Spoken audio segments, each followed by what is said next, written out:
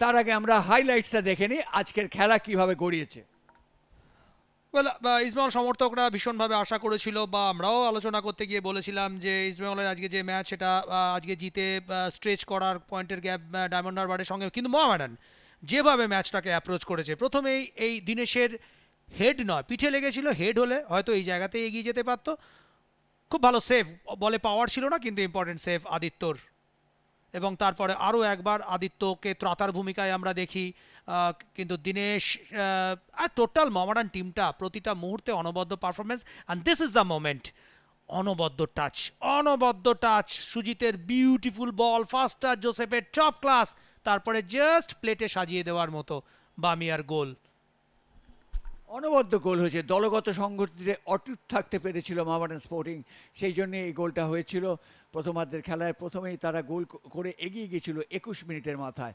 এবার দেখুন একটা মিস কিক হয়েছিল তন্ময়ের, সেখান থেকে বল চলে গিয়েছিল জেসিন টিকের কাছে, এবং জেসিন টিকে কিন্তু পায়ে বলটা ছুঁয়ে ডাইরেকশনটা গোলের দিকে করে দিয়েছিলেন, যার ফলে প্রথমার্ধের খেলা 1-1 থেকে যায়। তবে দ্বিতীয়ার্ধের খেলাও কিন্তু দারুণ উত্তেজনাকর হয়েছিল, এবং এক্ষেত্রেও মোহামেডান স্পোর্টিংয়ের ওই অ্যাডিনসন সিং অনবদ্য গোলটা করেছে। দুর্দান্ত কানেকশন। আর সব থেকে বড় ব্যাপার হলো কোনো রকম আনচ্যালেঞ্জড ছিল মোস্টলি ডিফেন্সের পার্টে যদি দেখি ইস্টবেঙ্গলের, কিন্তু রবিনসন যেভাবে কানেক্ট করেছে, that was super, that was super, simply super.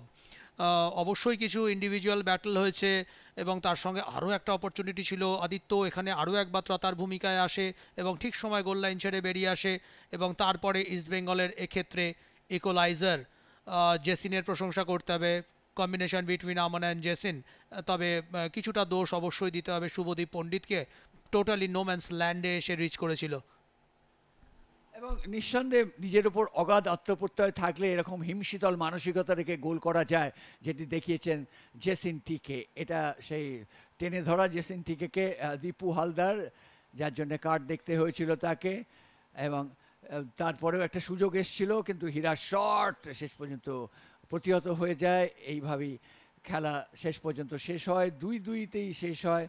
এবং তারপরেই কিন্তু একটি একটি করে পয়েন্ট নিয়েই দু দলকে সন্তুষ্ট থাকতে হয় খেলার শেষে।